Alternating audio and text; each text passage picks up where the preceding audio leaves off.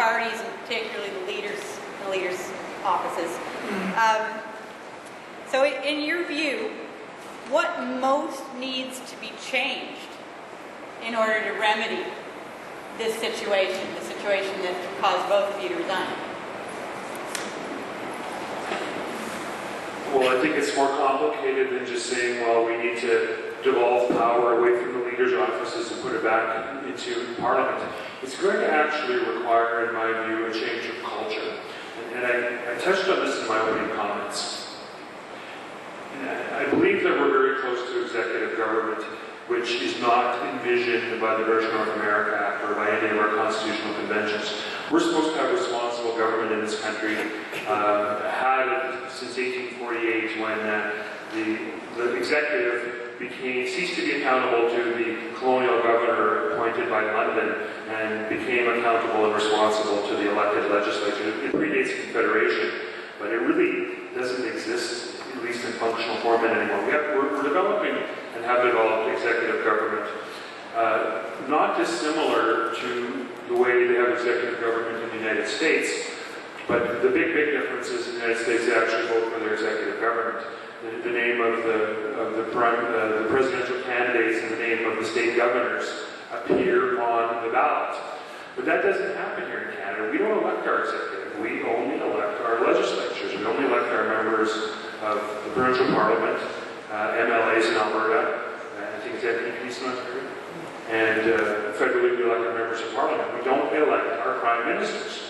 So if we allow our executives to run the country with little regard for the elected parliament, as this one does, and let me be fair, although this government has taken centralized control to new and dangerous levels, it did not invent it. And as my book chronicles, about the last 50 years, it's a slow but discernible creep since about 1968, where power was transferred from Parliament, which still is theoretically supreme, first to Cabinet, and then to Cabinet committees, and then eventually to staffers in the Privy Council office, and now more recently the Prime Minister's office.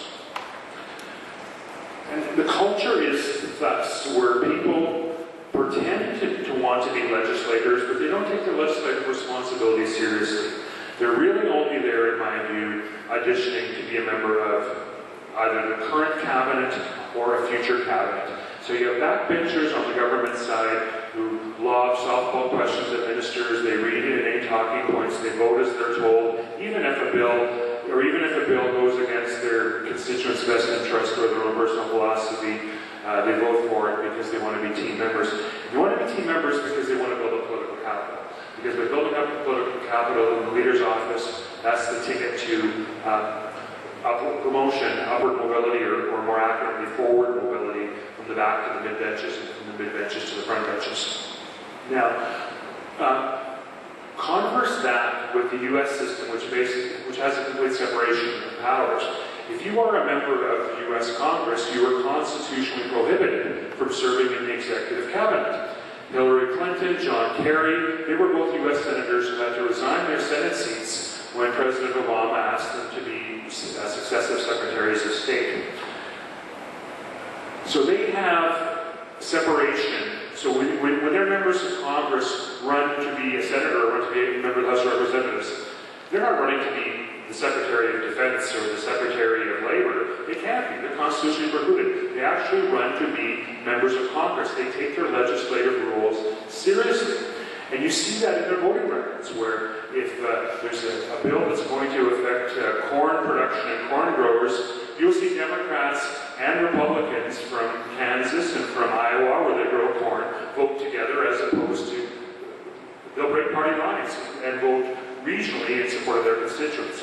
And we don't see that here, and I think we need to change the culture. We need to reinforce that being a member of Parliament is a noble cause in and of itself, and just as important, if not more important, than being a member of the Executive Cabinet. Holding to account, vetting government expenditures, vetting government legislation, representing your constituents is as important, if not more important, than being a member of the Executive in charge of forcing those bills. And as interested citizens, interested in democracy, you have to demand that your representative take his or her responsibility seriously. Because you all live somewhere in Ottawa or in Eastern Ontario. You know, Stephen Harper's name was not on the ballot in 2011 and won't be in 2015, and neither will Justin Trudeau unless you live in Montreal. So you won't get to elect your leader. You won't get to elect a member of parliament. You need to demand that he represent you, not be a shill for the party under whose banner he represents. We need to change the culture. We need members of parliament to take their role seriously. Electoral reform will form part of that, and I'll talk about that in a subsequent question. But as we go into the 2015 election, which will be fought under first past the post, I encourage you to seriously vet your candidates and demand that they represent you to Parliament, not represent their party to you. I'm sure Brent meant to say that when you elect your member of Parliament, she should represent her constituents. I'm sure. I'm going to be a little simpler. There are three things that need to be changed. One is proportional representation, not alternative voting, which is smoke and mirrors, but PR. Leaders sending nomination papers must be done away with, and more ways need to be found to empower and re-empower independent members of Parliament. Most of you probably don't know that parties are not mentioned in the Constitution. And so I've wondered from time to time if part of the answer to this isn't to go to the Supreme Court and say, let's really do in Parliament what the Constitution says. I did a little homework, and I made a list of who the Prime Minister appoints. We are the least democratic of the democracies in the Western world.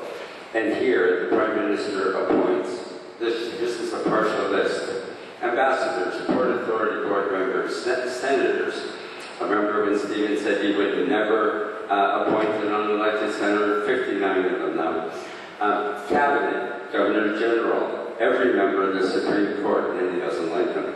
All other federal court judges, the Governor of the Bank of Canada, the Clerk of the Privy Council, all the deputy ministers, all parliamentary committee chairs, every Crown Corporation president, the heads of the security services and the Mounties, the parliamentary budget officer, all the officers of Parliament, including the Auditor General, the Chief Electoral Officer, the Conflict of Interest and Ethics Commissioner, Environment Commissioner, Privacy and Information Commissioners, and Logging Commissioners, and that's just a partial list. So, people like to think that the leader of the free world is Barack Obama and that he's a leader. Well, Barack Obama has nowhere close to the power of our Prime Minister. The last thing I'd like to say, how did this come about? John MacDonald, members of Parliament at that time were not elected under a party. They ran under your name. From 1867 to 1970, you ran under your name and your profession. That's all that was on the ballot. If you were a member of a party, the voters actually had to do a little homework and know who you were, what you stood for.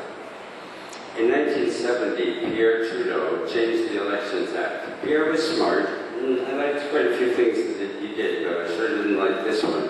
He wanted control over his party members, and so now we have leaders who want all of their MPs under their thumb and sometimes under their heel. Well, that was really started mostly with Pierre Trudeau. He changed the Elections Act to put the party names on the ballot. I think that was a mistake. But far worse, in the fine print of that amendment to the Elections Act in 1970, it said you can't run for a party unless the national leader signs your nomination papers. And within a few weeks or months, Pierre Trudeau's comments about his own backbenchers publicly were more than a couple hundred yards from the House of Commons. They're nobodies. And he called his own backbenchers mere trained seals. And then others, Chrétien and now Harper and others have built on that erosion of the powers. So we really need to reverse that. So the two big ones are PR and leaders